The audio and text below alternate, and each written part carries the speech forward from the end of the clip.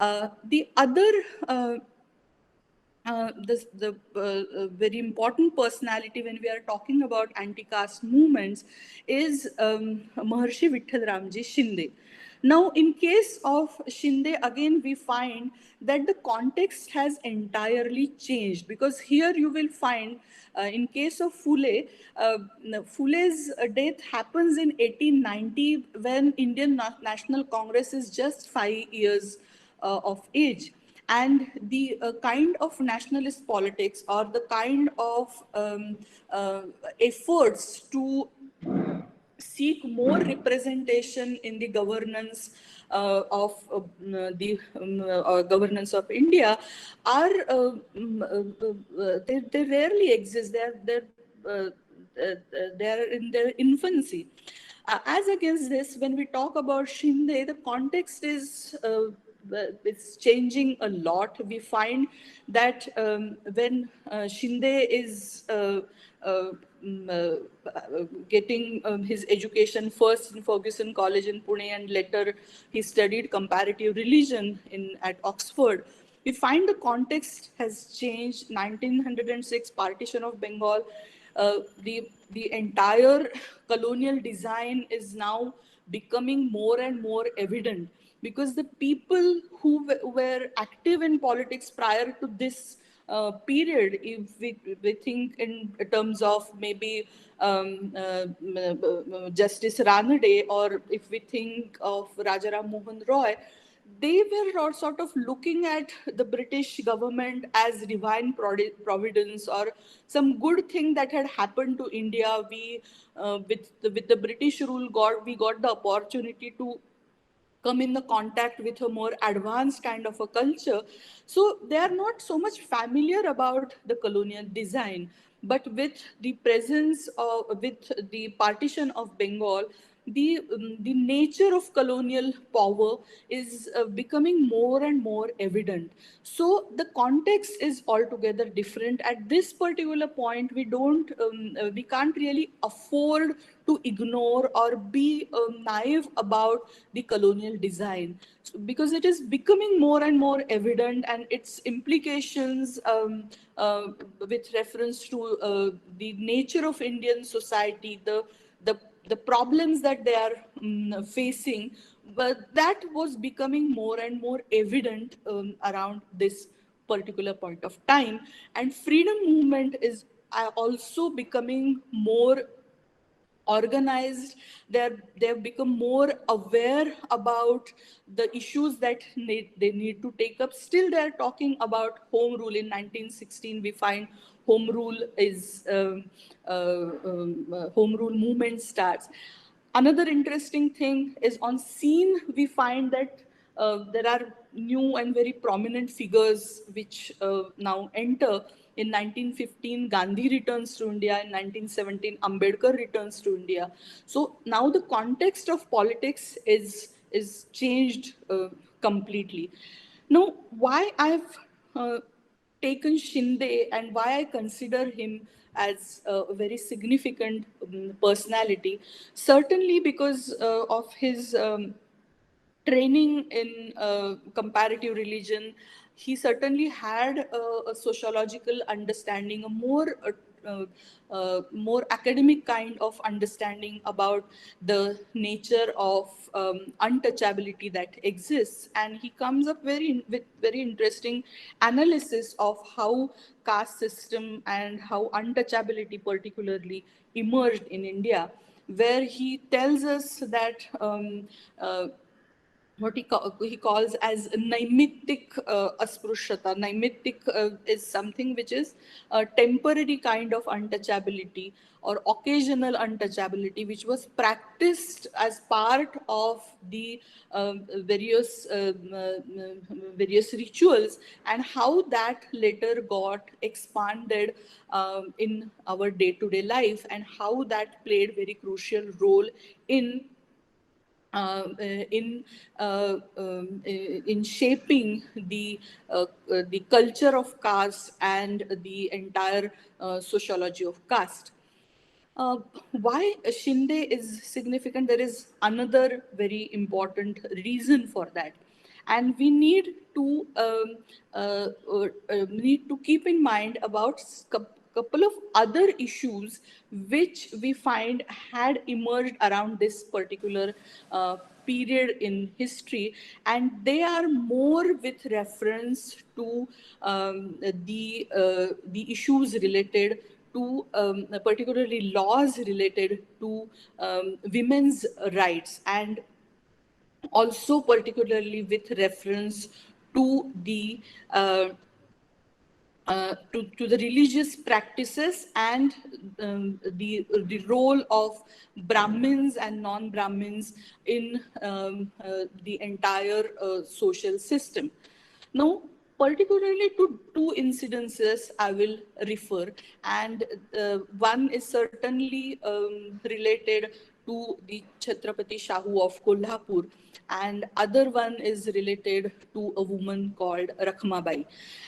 Now, and these two issues also tell us about the position which the leaders of nationalist movement, particularly Tilak, takes with reference to the issue of social reform. Now, in case of Rakhmabai, we find that this was a girl who was married as the practice existed at that particular time at a very young age, but her parents were sort of delaying her her to send to her husband's house, and her husband and his family was continuously asking to send her to their place. Now, since she was not sent, they finally went to court, and when they went to court, I'm not going into all the details of this, but Tilak took a position that a Hindu woman can't deny to go to her husband if her husband asks to uh, come to him, and this rather sort of created a whole debate around the age of consent bill. What should be the age of consent? And we find consent to consummate marriage. What should be the age? Now, there were references which Tilak gives and all the Sanatanis gave, that after a girl reaches the age of menstruation, after that it is her duty and duty of her father that she is married, because if she is not married and marriage is not consummated, then that is considered as per the scriptures as patak of Brahma Hatya. Now, because you are actually denying a life to come into force, because you are denying birth of a new life, you are actually sort of killing a life. And so once a girl reaches that age, her marital life should start. And if a girl is not sent to her husband, that means her father is responsible for Brahma Hatya. And these kinds of citations, which are shocking for us in our times, but these were cited, these were justified, and Tilak took a position that this is a matter of our own religion, and the colonial power should not be allowed to intervene in our personal matters. And we will think about social reforms later, but not at this particular juncture.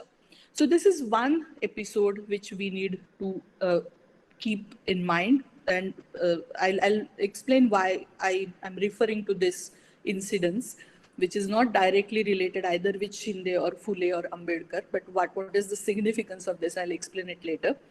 The other one is that is called as the Vedokta issue, where the Chhatrapati Shahu of Kolhapur, he found out that the Raj Purohit in his who used to perform puja in his house, he would not chant the mantras from Veda.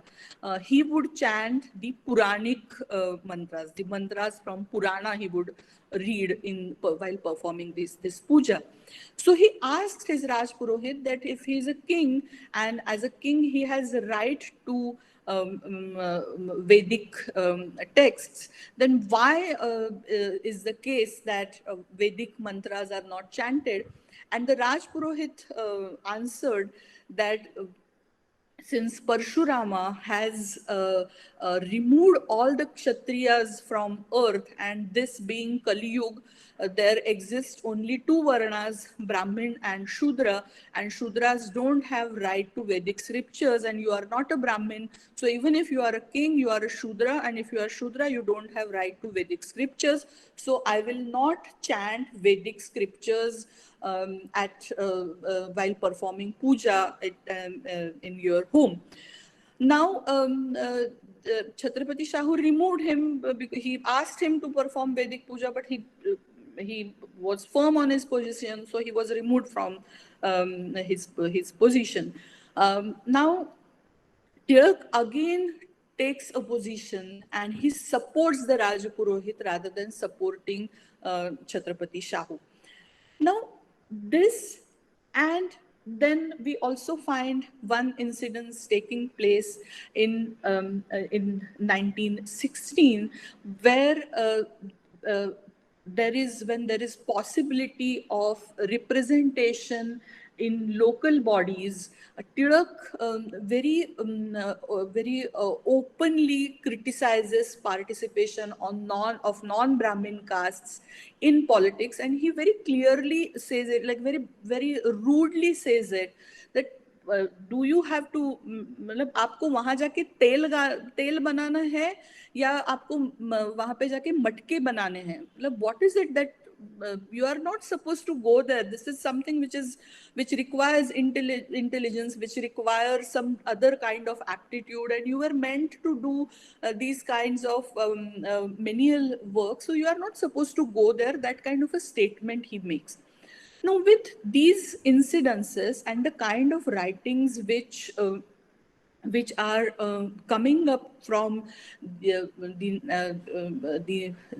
national, particularly Tilak's works, we find that somehow the nationalist movement is not very supportive of the social reforms, supportive of the anti-caste struggles. Rather, they want to postpone it for the future. Whenever we will become independent, we'll think about it at that particular point of time. So there is clear dissociation of the nationalist cause and that of the social reform. Now, Shinde's role needs to be understood in this particular context. These incidences and such incidences, basically, the way they were segregating these two issues, Shinde is somebody who's aware that we need to fight for both the causes simultaneously. So, of course, his writings, his analysis of caste, his sociological understanding of the entire caste and Hindu religion is something which is very interesting. But his political position is also very important. And the position is this, that you can't ignore the issue of anti colonial struggle. We can't be very naive about the colonial project. It is not the case that if the British power continues to stay over here, it is going to do justice to the lower sections of Indian society. Certainly, it is doing away with the Peshwa rule, and Peshwa rule was a Brahminical rule. Because of the British rule, all the castes got the right to education, and that really opened their eyes to the atrocities and the entire element of oppression. But that does not mean that we should support the British rule, because British rule is not doing good to the entire Indian society. So we don't want the Brahminical rule back, but we also don't want the British to continue and stay over here. And this is the position which he consistently takes. He argues with Tilak. He forms depressed classes mission, which was later handed over to Ambedkar. He is somebody who very consistently makes effort, and which results in Indian National Congress passing resolution in 1917 to abolish untouchability. So something which Tilak was keeping, the issue which Tilak was trying to keep away, Shinde attempts to bring that issue on the agenda of the nationalist movement. But unfortunately, we find that after the rise of Dr. Ambedkar in the anti-caste struggle, Shinde gets marginalized. And Shinde gets marginalized because of this more balanced kind of opposition. Because to nationalists, he is seen as the leader of the untouchables. And for untouchables, he is the leader of the nationalist movement. And he sort of gets marginalized in this process, and almost in the last phase of his life, he's completely marginalized and out of circulation, kind of a thing happens, unfortunately, to his life. But his works and his position is something which is very important and very interesting for us to understand the later developments in Indian politics. These are some of the works. He has written more articles in Subodh Patrika, but it's worth reading. His diary is available, and which is very insightful. Again, everything is in Marathi.